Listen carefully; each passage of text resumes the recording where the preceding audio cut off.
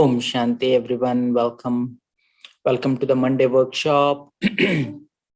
As always, every Monday we have a special guest speaker who comes, one of the senior brothers is here with us. So he's going to share his personal experience on this path of spirituality. And as always, so in order to take the most out of the sharing, if you can keep your focus on how can I take the sharings to my personal journey on this spiritual path. So, spirituality is not a black and white journey. It is not something that one can coach you, right? And especially one way to realize the path of spirituality is when we share somebody's experience, when we listen to the experience, when we share our experience, the spirituality becomes more, the clarity comes alive, right? And, especially when we are talking about things of spirituality, which is like soul, supreme soul, which is not a material thing which can be comprehended with physical things. So something within us which has to be awakened, the spirit within us has to resonate with the conscience of the speaker, right? So, and especially when we listen to somebody's personal experience on the spiritual journey, right? And they're not just sharing the events or incidents that happen, but at the same time, they're sharing their bhavana, what we call they're sharing. He's going to share his personal experience. As he was sharing the experience, try to listen to the feelings behind it. Allow yourself to feel and experience what the speaker has experienced. So something deep within us starts moving, and that will help us to come closer. That will start revealing to ourselves. And today we have a very special guest speaker, Brother Frank from Bali. He has been on this path of spirituality, especially Rajayoga meditation practice for over 4 decades or more, if I'm not mistaken. So Brother Frank will correct if I'm mistaken.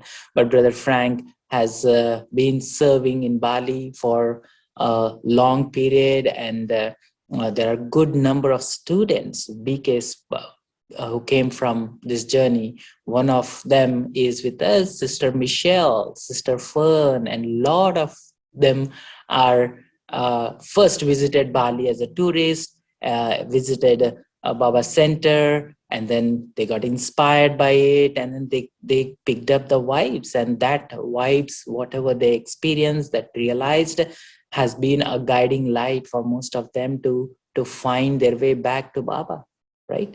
Without any further ado, I welcome Brother Frank. Thank you for the wonderful introduction. I've been actually doing the spiritual path for 36 years. It's not 40 plus. That's Charlie's group, or Ken's group, But I'm 36 years, and I've been in Bali doing service for 35 of those 36 years. Wow. And of course started Rajayoga service in Bali. In those days we only had 2 centers, one in Jakarta and one in Bali. Well, actually we never had a center till 1990. And now we have 10 centers in Indonesia. It's also particularly gladdening of my heart to see Sister Fern and Sister Michelle joining us, because they're 2 very special souls in my heart. And I still remember the first night they started. That's still etched in my mind. The very night they came into which was known as a meditation shop in those days. And I can still remember them, not physically, but what actually happened on those 2 nights. And I don't remember that with that many souls, but, and I also remember another very special sister we have in the US, Sister Julia, who's in New York. And I remember my first encounter with Sister Julia in Ubud. And those days were very special. They were pioneering days for us.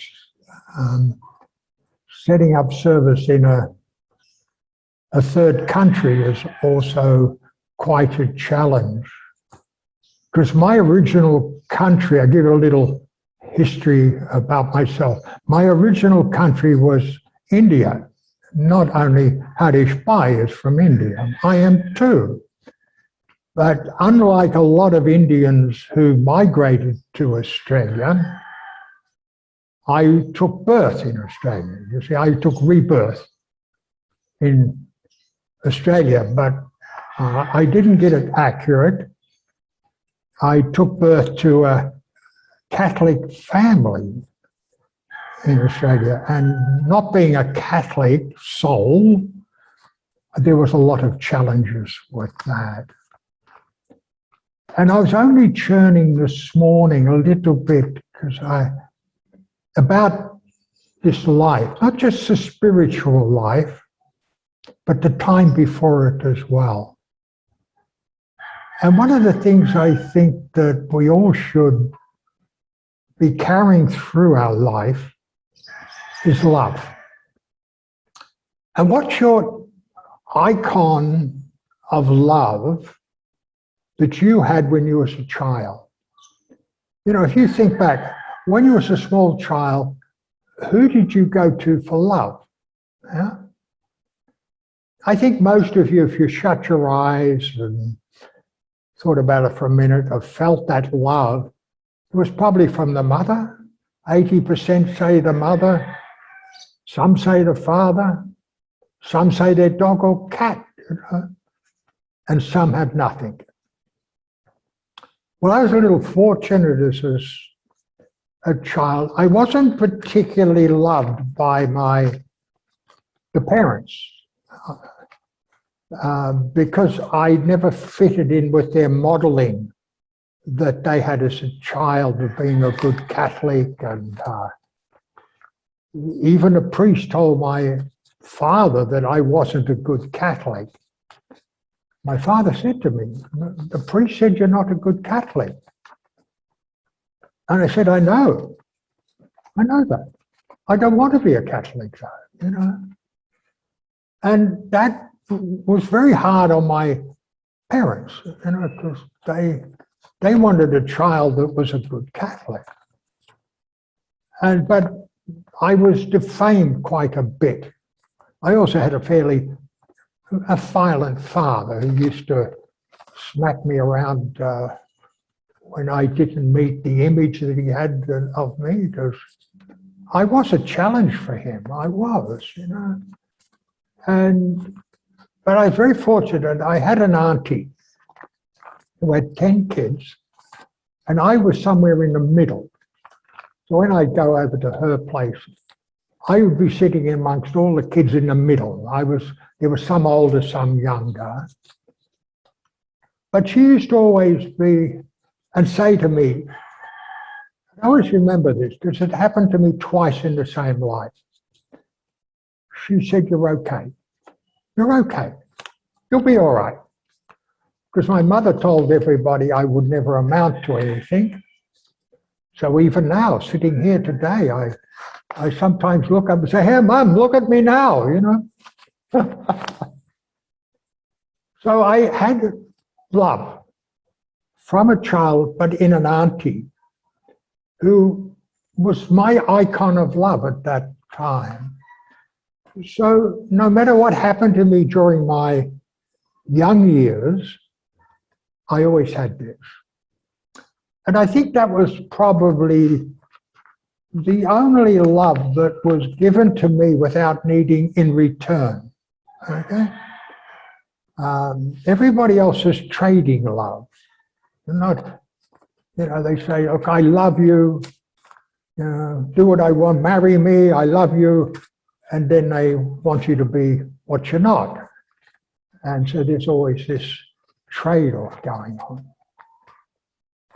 So I carried out my journey through childhood, and then I got to my first point of wisdom that I got when I started doing a trade. I wanted to be a plumber, you see. And so I started, and the very first day I started, I was put with a senior brother that looked a bit like I do now. Had the same colour hair. And he said to me, son, and I said, sir, because in those days we always called seniors sir. That doesn't happen now. Not in Australia anyway. And he said, you will supply the brawn and I will supply the brain. As you learn, you will supply more and more of the brain, but I never will supply more of the brawn. You like that? Great wisdom, yes? And I kept that with me. So it wasn't long because I had a business sanskar. I was, even at the age of 10, I started my first business, was selling apples, actually. And I used to harvest them and sell them.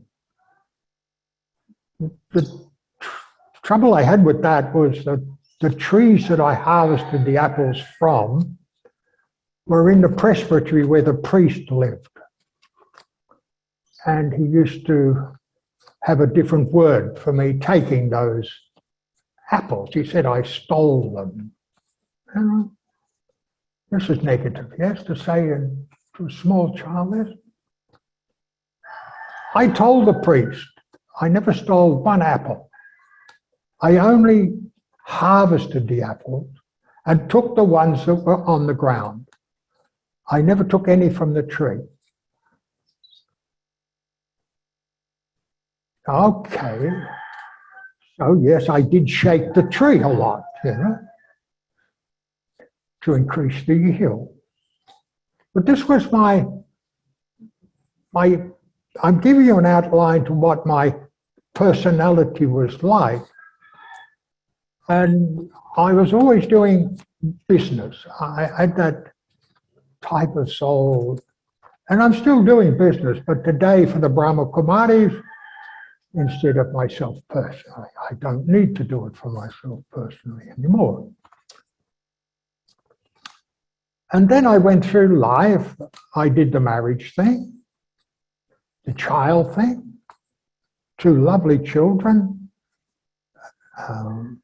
And I still have wonderful relationships with them today. They've got children, and I've got 3 stepchildren and 1 foster child who's here in Bali.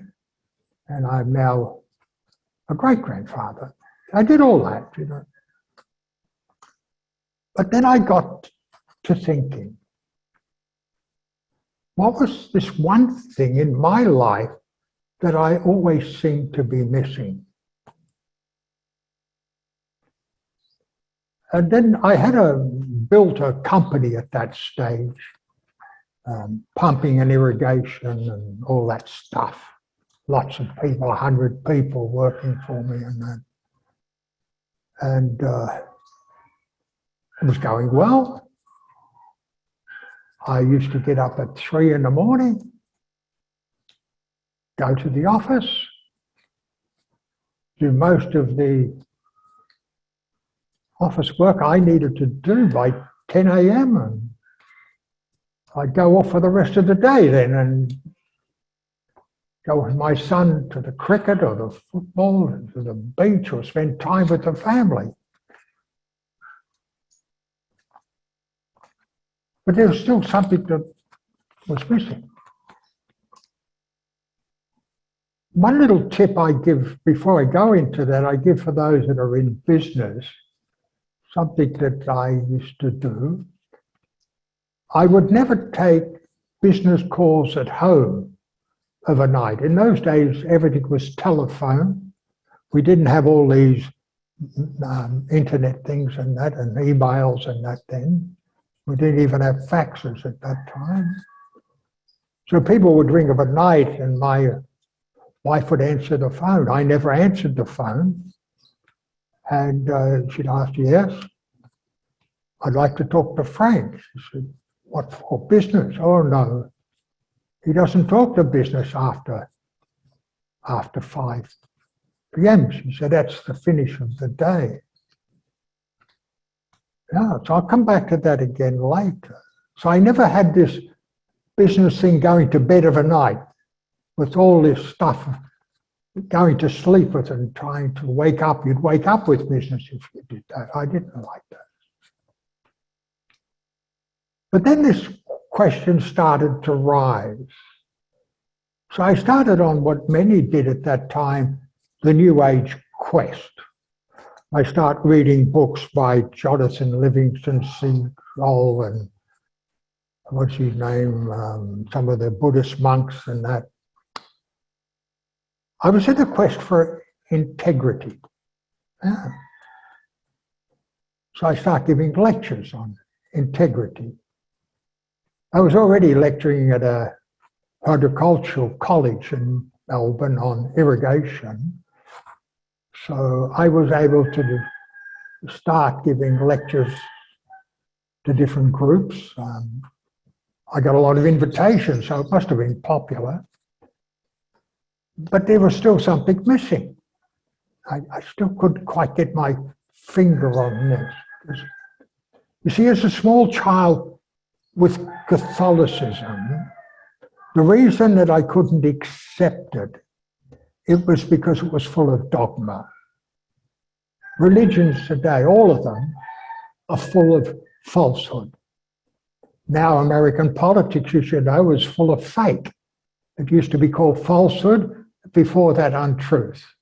So it's just a different name now. But this aspect of truth was very important to me, but I still didn't understand what that was. And then one night I came home from the office. It was pretty early in the afternoon because I was heading for Bali, Indonesia, to do some work with non-government organizations here. At that time, I was helping out, putting water to villages and that. And my wife said to me, she said, look, have you seen this in the paper today? I said, well, I haven't read the paper today. And most of the paper I read was the sports pages anyway, you know. A glance at the front page to see what untruthful thing was on there from politicians, and then went to the back page of sport. There was a little advertisement. It said, Business Integrity Group Meeting in the city. He said, of course, you'll go to that. I said, I'm getting up early in the morning to go to Indonesia. She said, so what? You get up early every morning. So, of course, I never argued with my wife. We never won anyway. So I just said, Haji. And off I went to this meeting. And that was the start where I changed on that night from the normal world, and we'll call it Lokik in Hindi, the business world, religious worlds, sports world, all of these other worlds which I was doing. I finally found the true doorway to the spiritual pathway and the world. And the thing, though, that program was probably very good. There's a brother whose name is Charlie, which some of you will know of. He got up and spoke. Very good words.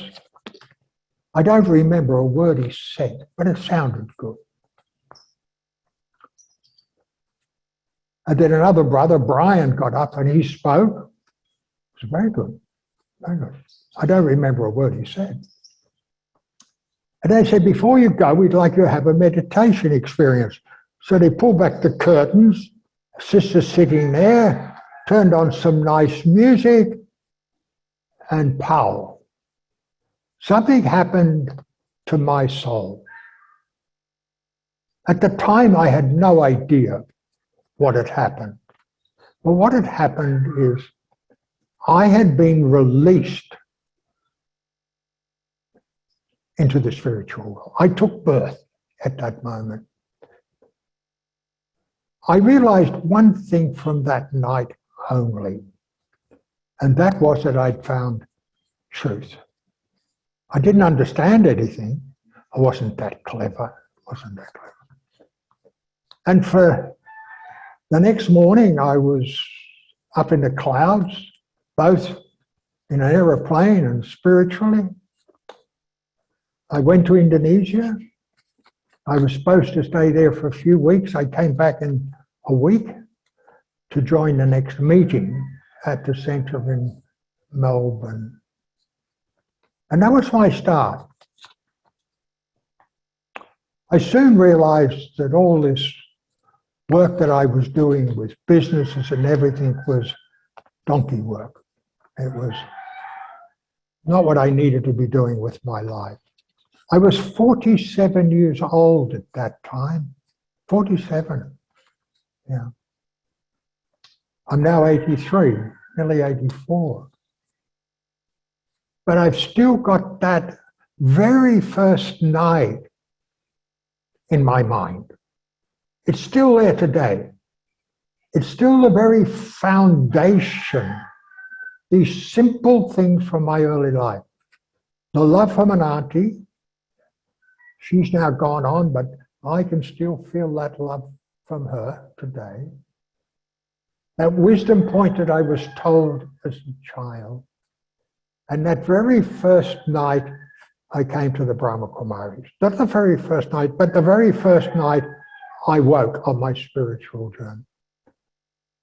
That's why I remember the very first night of some other souls like Fern and Michelle. And so then I had to start.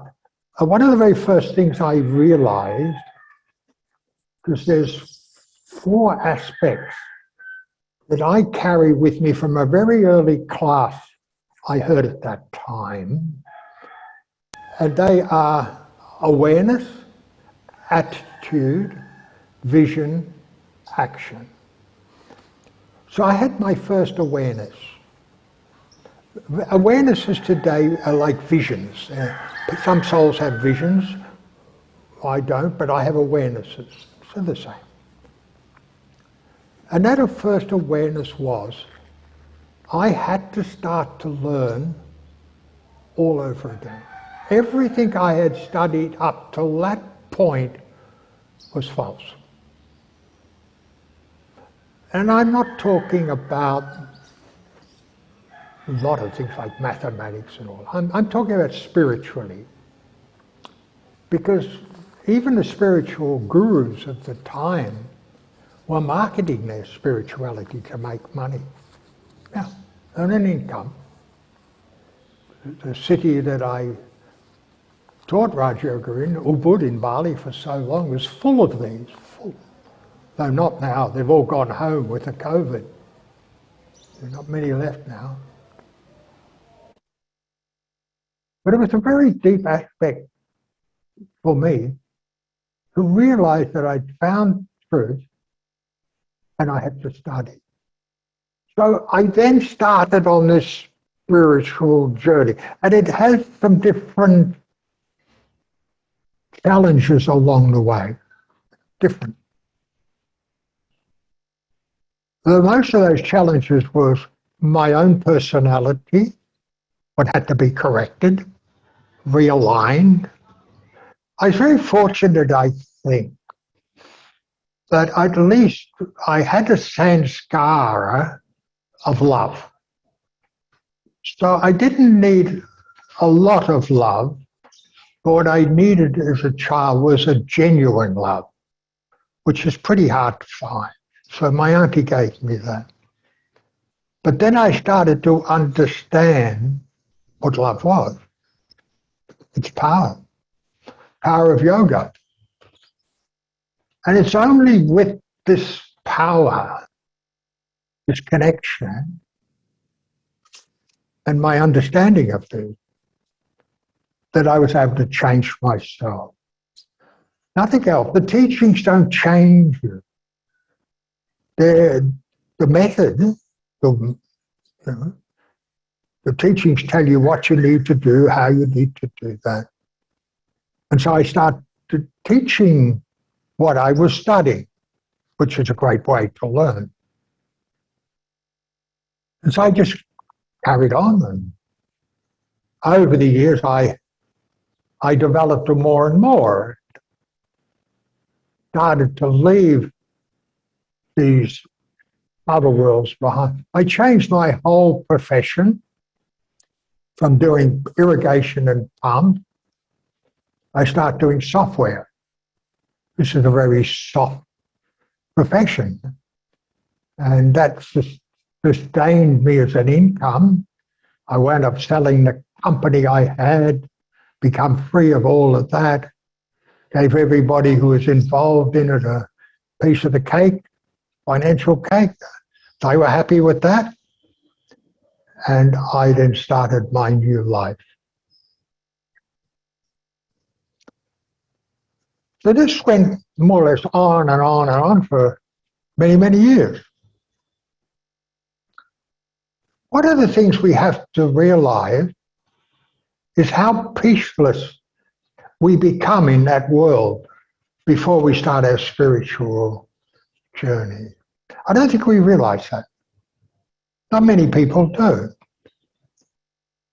Because the world, when I was a small child in the neighborhood I lived in, there was only one automobile, you call it in America, I think, in our whole street. That was owned by wealthy people. No one else had a vehicle. So there was no traffic. The most noise you heard in our street, apart from children playing, was the clippity-clop of horses. We used to have a horse cart come through with bread, one with ice, one with milk, one with vegetables, every day or every second day. It was very quiet. But then the automobile came along. And it wasn't long before sound increases. I got to the age of 18, rock and roll came along. Boy, did that change the music levels. And noise just started to increase with machinery and IT, automobiles, aeroplanes, and the whole world was starting to become noisy. But as you grow up with this, you don't realize it. You don't realize the effect it's actually having on you. Because what happens at that time, there's also an anger at this increase and noise in your world. But you don't know that. You don't realize why you're getting angry. I wasn't a physical angry person. I never hit people. Wasn't that the physical anger? But I used to get angry in word, but not too bad. Like I never got really angry with children, but some of the workers sometimes.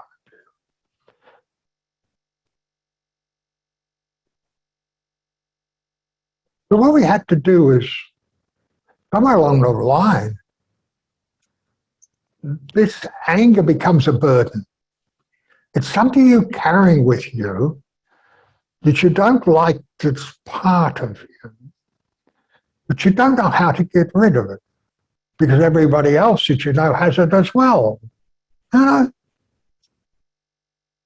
Even our animals reflected it. Dogs would bark and bite. They weren't peaceful either. Nature is reflecting humanity, yes? So what's the beauty when I start doing meditation? And this is when I started my spiritual study, sort of before I started to do Raja Yoga. I was doing Agni Yoga, but I realized two things. All meditations are good. Doesn't have to be our meditation is good. We're really yoga. But meditation is good for two things. First, it teaches you to be silent in the mind and still in the body. And for me to realize this was huge. It was big in my life. And I carry that with me today. That is still part of my spiritual DNA today. However, there are a few more things that we need beyond that. We need happiness and we need prosperity in our lives. Richness is another word for, I'm not talking about physical wealth. I'm talking about spiritual wealth. This you can use to benefit the whole world. I use this in other organizations, NGOs in Indonesia. I act as a financial director and I sit on their core group meetings to give advice and best practices. Because most of these type of organizations, the people that set them up are very good. Like one here is a midwife bidan that does childbirthing right through Indonesia. And the mother who sets it up is a good friend. She's marvelous at what she does, but she's not particularly good at finances. So that is where I play that role. And I do that with other foundations as well.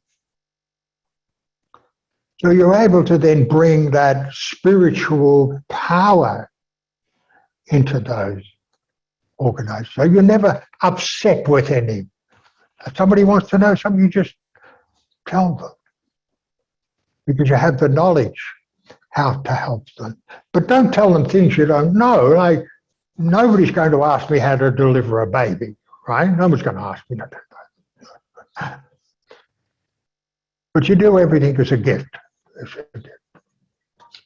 So you're able to enjoy the journey.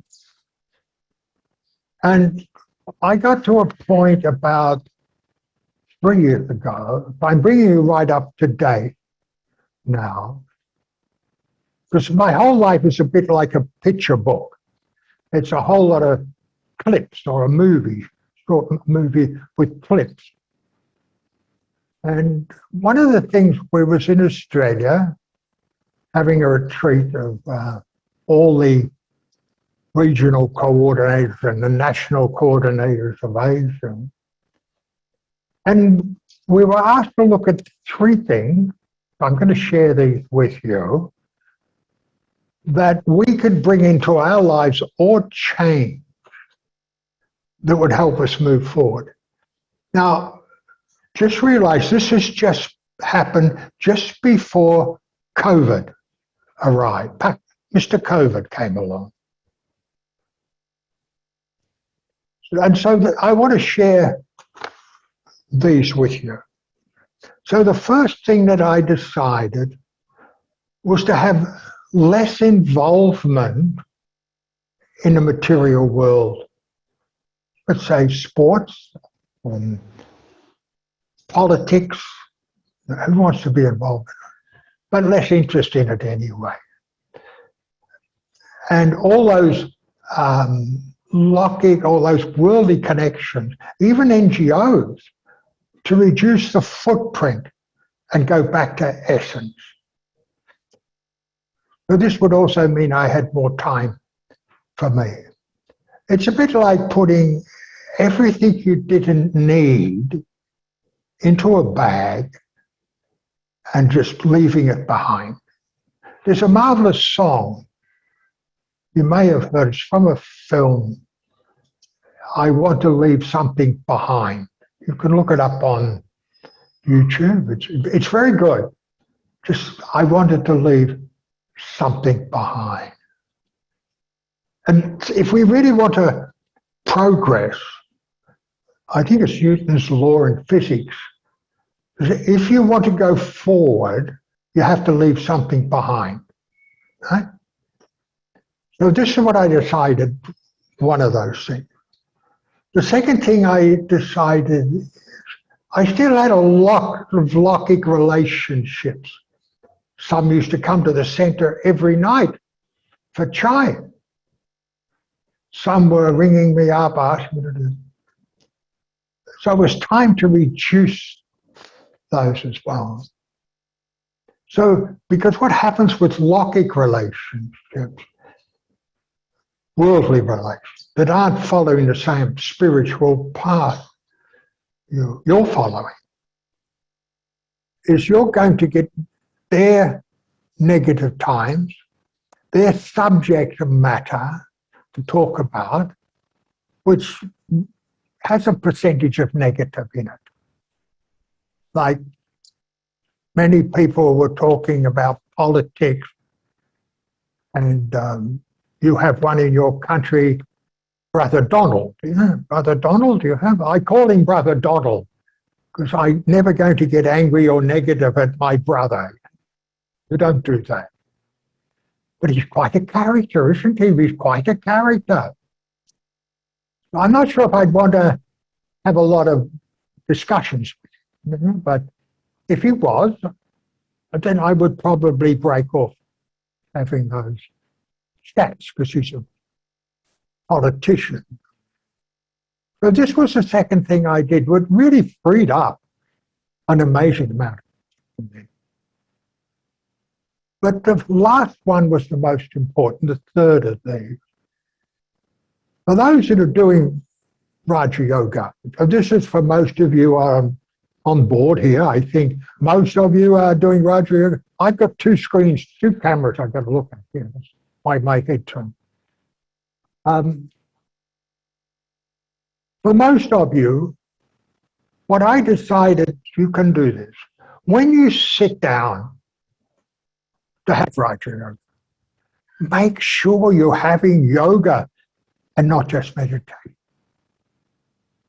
Make sure you're connecting to that supreme power of love and taking that love, communicating with that power, filling yourself with that power, re-energizing yourself every day so your zeal and enthusiasm for life still remains. Now, these are three things.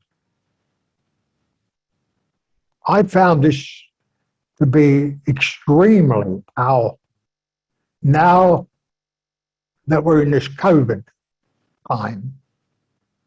I actually don't do anything very different during this COVID time.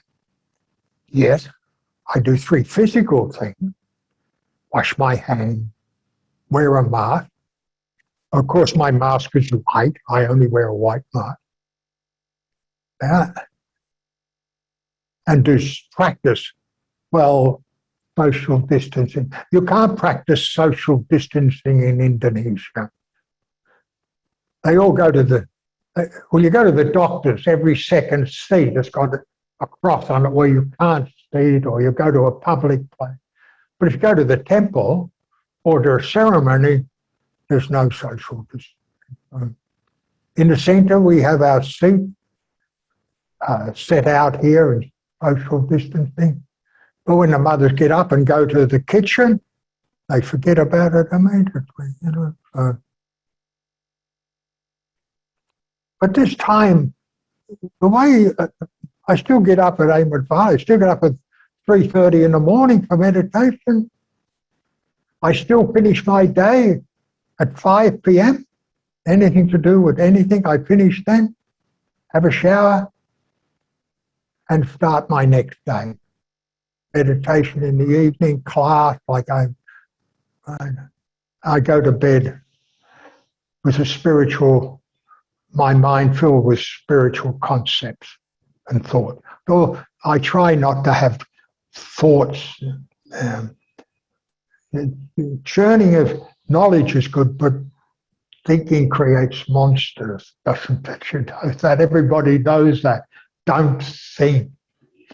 So I've been working my way through this coronavirus, not so much footprint with public classes or new students coming to the centre.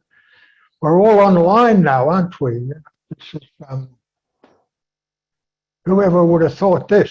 A couple of years ago, we would have been using technology to this extent. It's really quite powerful that we can now go all around the world with Zoom Airways. That's where I'm flying today. So one of the things that I'd like finally to share with you is my current attitude. Yeah. And that is to keep everything very simple and easy. Keep your nature easy. Don't make things difficult for anyone. Don't have any negativity at all about anything. Negativity comes in very subtle ways, like irritation, expectation. Don't have those in it. Leave them go. Let them go. But enjoy the journey now. You've got time for yourself during this COVID. Enjoy the journey. Enjoy. I'm very fortunate, I think, now.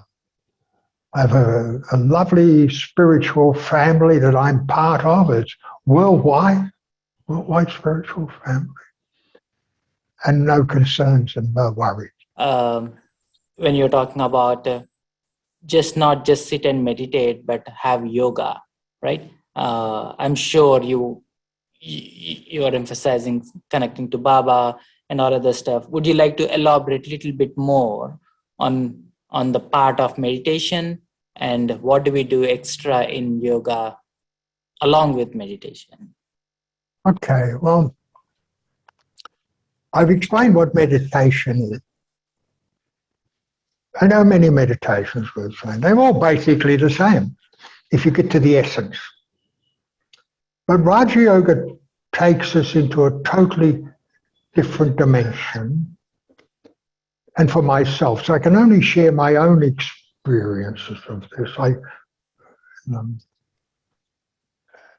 And that is my relationships, and understanding relationships in all levels. At this time, it is said we're living in a time of relationship. Another word that's used for this is friend. So it's Facebook. People go into Facebook. They have relationships. They have friends. Are they really friends? You see, when I was a small child, I had a difficulty with the church and everything. But I never had a difficulty with my relationship with God. And I use the word God because I use the Christian word, which I was on. But not in the way they wanted. Because as a small child, I didn't have any friends. Nobody would be with me because I wasn't part of what that group of souls was. But I had God as a friend. I used to talk to God as a friend. I had a friend. I didn't understand it. I wasn't that clever. I had to come to Raja Yoga to really understand what those relations and what that relation. So what I learned with the relationship with the Supreme Soul is all relationships I had everywhere else were combined in that one relationship. Everything I wanted or needed came from them. It is a very interesting thing when you talk about love. You see, if you ask soul, I may have heard, and Michelle may remember this from that time. I've used this. If you ask souls, do you need love? Most will say yes. No, I need love. So I ask them, you now ask me the question. I say, no, I already have it. Yes, it's a play with words. But to say you need something implies you do not have. But if you have, you don't need.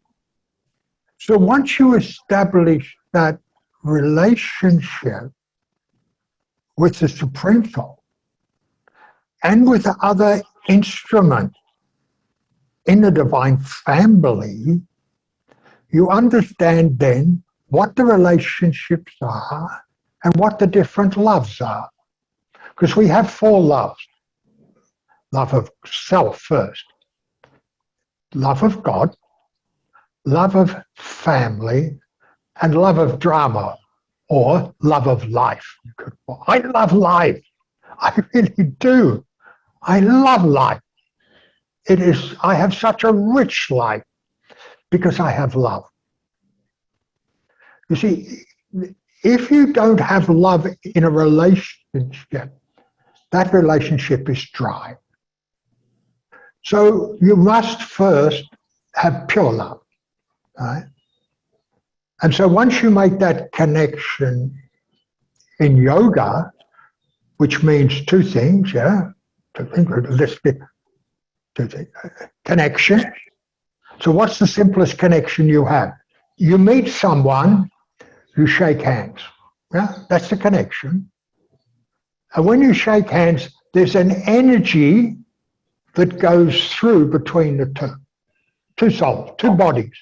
There's an energy. Sometimes you can get energies that's not good. But most times it's okay. It's friendly energy. You don't always feel loving energy, but friendly. So you get positive, neutral, negative. Well, what is that energy, see? Yeah. It's the fire. Energy is fire. The fire of yoga. So when we connect to anyone spiritually, I don't mean giving a hug. That's a different type of thing. But when we connect spiritually, and that energy, pure love, is transferred, there's benefit for both. So in the spiritual family, you have this. In fact, I remember Harsha coming to Bali. What was that, 2 years ago, 2.5, yeah? Yes. Just before COVID, yeah? Yeah. We didn't have to spend any time establishing where we worked with each other. It was just natural because we're both children of the same father. Something that is permanent. It's beyond anything worldly. So all of us, yes, I don't always see the young sisters that I got here in the center as children, sometimes, or sisters, I should say. I see them as children or grandchildren, but we're all brothers and sisters. And we learn this through Rajayoga, and it changes the whole perspective we have on relationships. Because that's really what it's all about. Getting them all right. You're okay. I'm okay. I told you when I was a small child, my auntie told me I was okay.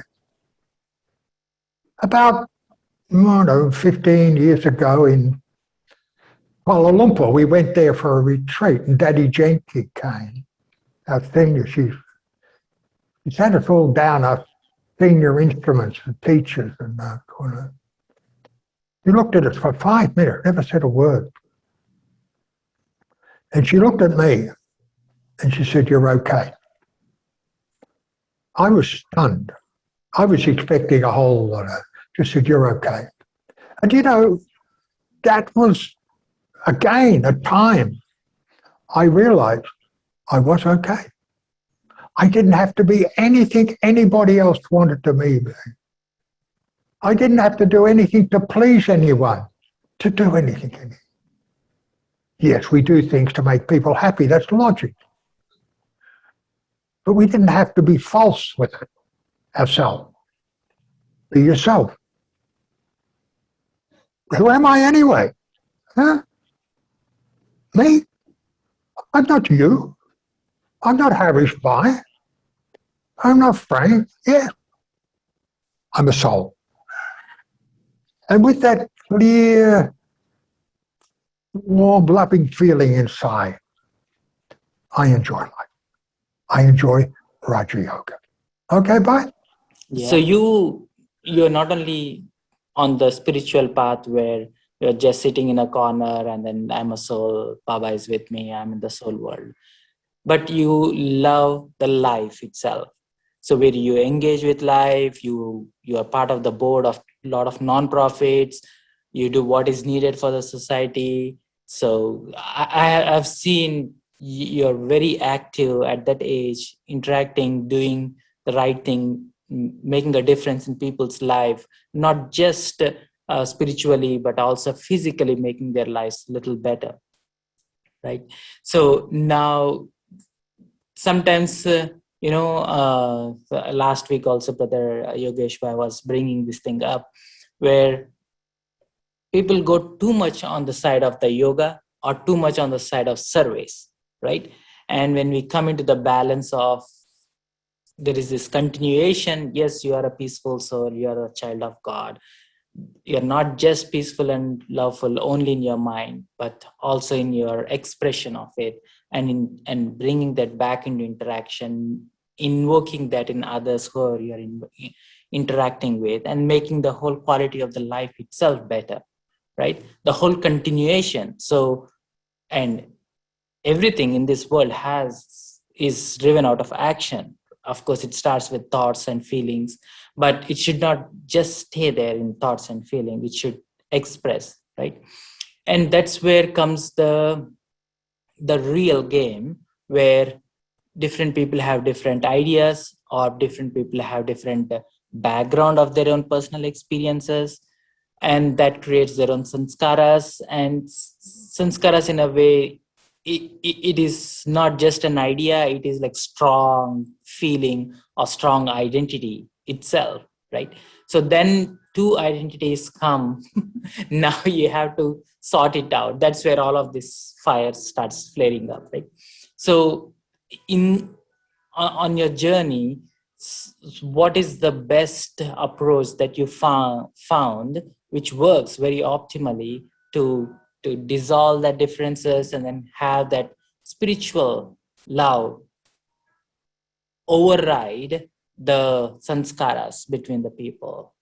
In other words, how to harmonize sanskaras, overpowering it with spiritual love, and what can we do about it? Oh, that's a big question. Now, the answer is quite simple, but it's a bit long.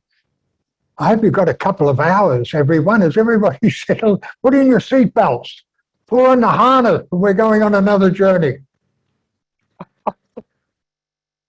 One of the things about Raja Yoga, and I just mentioned this before, who am I? So who am I in my pure form? Okay. My personality is what most people will judge you by. What sort of person are you? What makes you tick? What do you do that makes them feel good? These are the aspects that you're basically judged on. So when we go back to our original selves, which I now focus on for myself, there are a few of these, we call them sanskaras, these personality traits that are the original. So the first one I keep in my mind all the time, there's 5. I'll try to get to them reasonably quickly here. So the first one is everything I do should have a benefit for someone. Now, that's very simple. It can just be when you go down the street and you park the car, do you give the parking guy a smile? When you're going somewhere, someone's serving on a cash register or something, do you give them a smile? Do you make them feel good? Or only people that are important to you?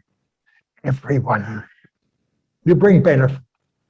If you're doing something for a foundation, you're going to give them the best advice possible based on your spiritual study, not based on your ego, which you would call Frank Mutt.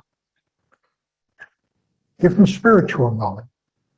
And because if you give them this, you're giving them truth. And they'll accept it. So what I do when I'm asked this question, I go and connect for a second, like I just did, and download the knowledge, and then share that. They made the internet on that model. Yeah. People go to Google for everything today. I go to God, just a different G. But I get good stuff. Where Google, you can sometimes get garble. The second aspect then is to do everything in a loving and cooperative way. It doesn't mean to say everybody's going to be loving and cooperative to you, but that's their issue, not yours. You are loving and cooperative to everyone. Because you have love, you can share that. These days, I don't get irritated or have expectations because I know you won't change it. The third thing that I try always to keep is my zeal and enthusiasm strong and powerful. That's my energy. I do this by having yoga with God every morning, every evening, and throughout the day in short bursts. But everything I do as a gift to everyone. A gift from God, and I'm the agent. It's not really for me. The love I give to people now is not mine. I download that love and share that love. The fourth thing, and this is an interesting wording, the whole world belongs to me. So if you own everything, you already have it. Yeah? So what you do, you serve everyone. You don't need from anyone. So everyone you meet, you share. Love, good feelings, knowledge, whatever they need. There's no point giving them what you want to give them what they need, because they don't have that. But when you're dealing with everyone, you serve everyone. And then there's no confusion on who you can serve and who you can't serve everyone. There's a thing I saw in a movie once. And these children were at a, what do you call them, a show, agricultural show where they have merry-go-rounds. They throw balls at dolls and that. You know those things, they do all that? And there was a man yelling out, roll up, roll up. Everyone gets a prize. So you give something to everyone. Just for them coming in front of you, you give a gift.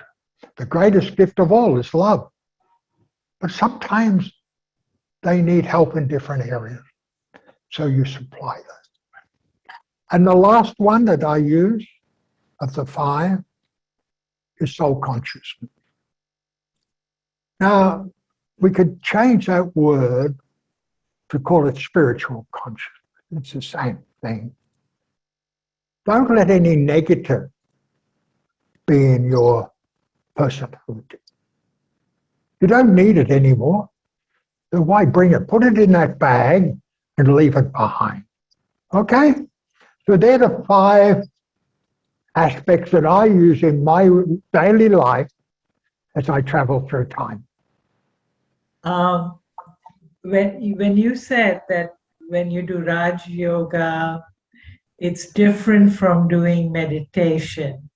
So with yoga means connection. How do you connect with Baba or talk to Baba? Okay, this is pretty basic, but look, when let's say we're going to sit for an hour, okay? Remember, when you're connecting to that divine soul, you've got to have first the awareness that you are a divine soul. You're a soul. You're going to connect to another soul. You've got to get the body out of the way. You know? If you start to try to get some physical image, you're in trouble. But if you think about you've had a loving relationship with someone at some time, you don't need to see that person to feel that love. I don't need to be there. I can still feel my auntie's love from all that years ago.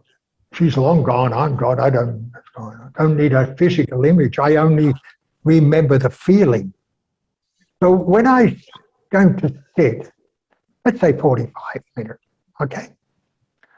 The first thing I actually do, because I can't just sit there like a shell or something and I'm not that clever, I'm not that good. I spend the first 10, 15 minutes just having a chat.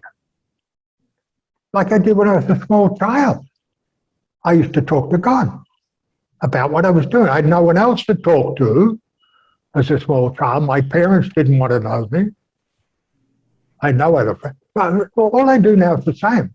I just talk about what I'm doing, maybe something that I read in a class, maybe something I've got to talk to someone about later. I may be going to a meeting. I just talk about this. That's all. Very simple. When it's finished, I move to my stage 2, where I just sit and connect and take the power.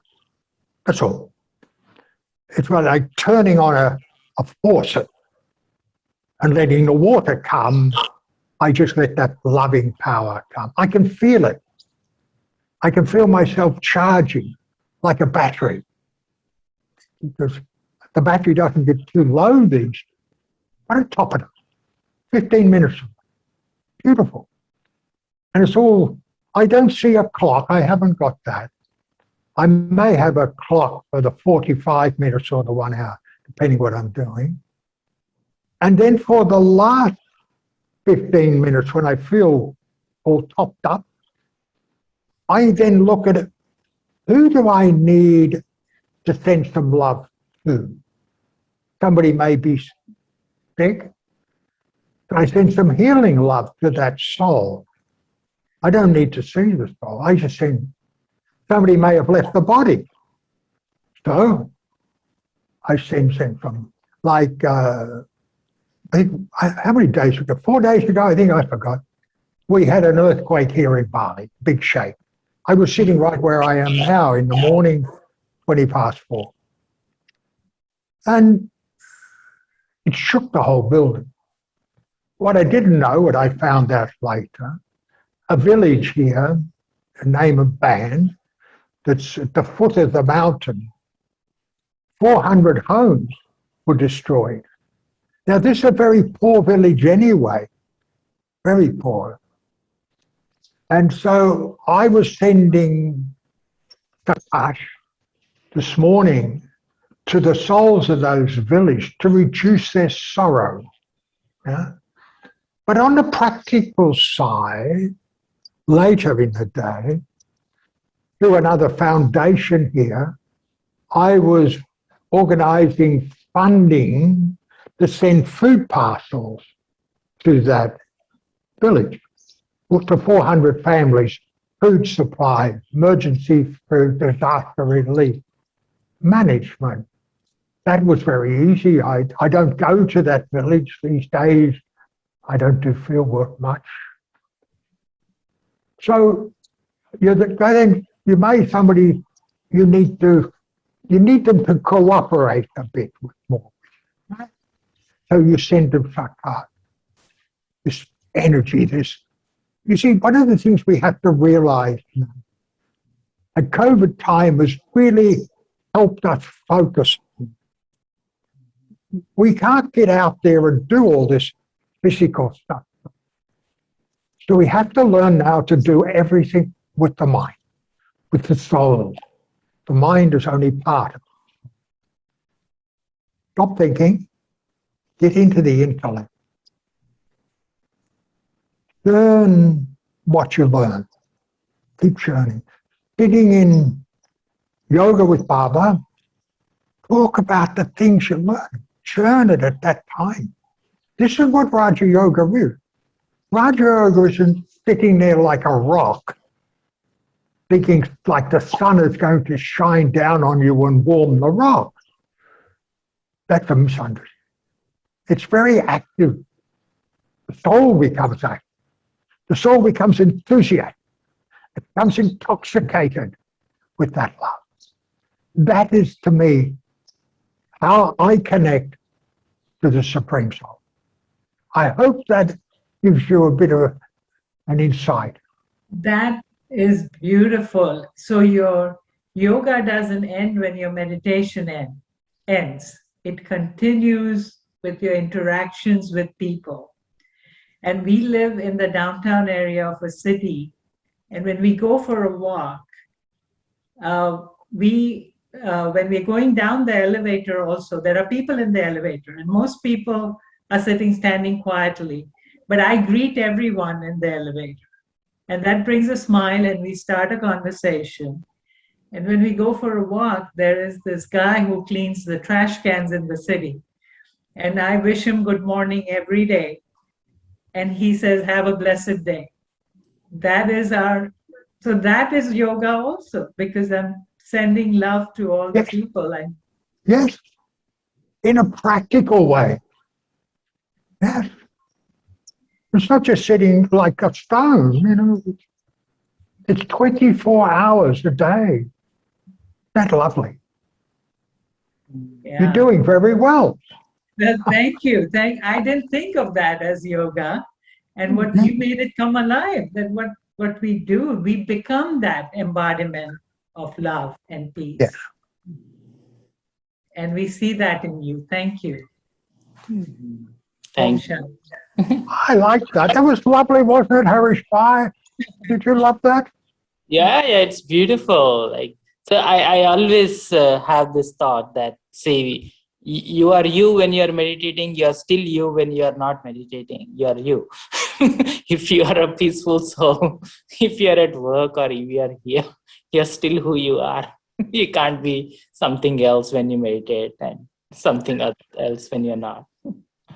Yeah, it's beautiful. But the foundation is peace. It has to be peace. Yeah. So, and then there should be that continuation. And definitely, Baba's Gyan will help us to hold on to that perspective in action. Hold on to that truth in action. Let not the physical experience tamper with the truth, eternal truth. So one question we always ask to the speakers is about dadis, right? Of course, in Brahmin family, interacting with each person has a different flavor of love, offshore, right? And especially when we interact with dadis, it's a different level. And if you interact with Baba himself, I'm sure being one of the seniors, you might have your own personal meetings with Baba. So then that experience might have a different flavor from the experience that you have when you have yoga with Shiv Baba all together, right? So would you like to give some nuances, because a lot of us here are new, who came during the COVID time. So if you can give subtle nuances on how does it feel when you interact with daddies? How does it feel when you interact with Bap Dada? Yeah. I think one of the realizations that I had many years ago, because it all comes back sometimes to realizations if we want to move forward, right? That we have these over the years that we do that. And when I had the great fortune to have a Daddy Prakashmani be our head of the foundation, Brahma Kumaris at that time. And Daddy was the epitome of love. But what we realized later in her life and our development was the love that he was passing on to us was not really her love. She was reflecting the love of the divine soul, God, Baba, Shiva, call what name you like. But she was reflecting that. And we also realized that when we went to meet him, he would, because of her connection was so strong, she knew what we wanted to talk about before we asked. I could give you some stories, but I would take a bit long. But so the realization then comes, what is our responsibility with love? And that, especially in this time now. Now we're talking, the sweet sister said, when you go down the street, you meet souls, you give them love. Right? But what we got to realize that we have to channel love. So there is a pathway that exists over time. Love goes from Shiv Baba to Brahma Baba to the daddies, to you, myself, to my next generation, to everyone else. So we have that responsibility to connect so powerfully in love that love that we have for others is the original powerful love. That, see, you don't actually meet Shiv Baba in person now. You can't meet Brahma Baba. He's the founder of the Brahma Kumaris. He's gone. The daddies have all gone. Now, a lot of the seniors have already gone. I'll probably be gone before long. So I better make sure that the ones around me are feeling that love, because they will never meet these souls in person. Again, that's not going to happen now. That's past. Time, things change. So now, we have to be sure we are passing on that supreme soul's love. That's why this love of family. All of you are part of this family. There are all those names I can see here. They're all part of this family. And that love starts by being shared within the family and everything we do. See, there's a few steps involved in this that are required. The first one we must have is unity. Right? So you can ask yourself in your center, in this group, are you all aware this group is through Anabuti, is it?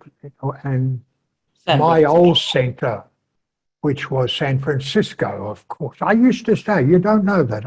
I used to stay in Francisco Center in 1990, around about there, with Mario, a few of the brothers. Sister Chandra, who was still my hero of that part of the world. All of that love It's still there today. That same love we had is still there today, even though we don't meet each other anymore. It's in one big love ball within the family. But that must have unity to have that. Then you move to harmony. Yeah. That full harmony in everything we do. Now there's quite a difference between unity and harmony. Your consciousness. But finally, we get to the ultimate collective consciousness. Because now, the only way that we're going to help the planet and all souls is through the mind, through the soul, through Sakash. We've moved to a different era. This COVID time changes everything. The whole game has changed. The whole way we operate as human souls has changed forever. It'll never be the same again. So we must now make sure our consciousness, that everything we do is through collective consciousness. In other words, we're all going to be on the same page. It's an expression quite commonly used, rarely achieved. But the spiritual page. Spiritual page is basically blank in the mind. There's no need to think. When you know what to do, there's no need to think about, what am I going to do? You don't have to think about it. You know what to do. And that's where we've got to get to. And we've still got a way to go to that. How do I know that? Because we're still, as a spiritual family, we're still do more hours of class than we do of yoga. I know that in the center I'm here, in here. The Brahmins that come to this our family here is about 50. Of a morning we have somewhere between 20 and 30, most mornings. But they come for class. But they don't come much earlier for yoga. In the evenings, not many come. So they haven't yet got that appetite for the yoga. I have. But everyone else hasn't here, in the numbers. It will come. It will come. It has to come. There's no alternative. There's no plan B on this. It has to happen. But the quicker you can now have more focus on yoga than class. Even in our retreats online, there was one a few weekends ago, I think it was a brothers retreat. The retreat lasted, I counted up, 360 minutes of retreat time. I think all 400. I've got exactly. But there was only 35 minutes of actually yoga time. Yeah? Everything else was talk. That's quite an indictment on us, even as a spiritual family, isn't it? So yes, there's still a big margin that we've all got to do to get to that stage where we need to be spiritual, where we can do everything through the mind. So now we'll go to Paramdam, right, Frank, brother?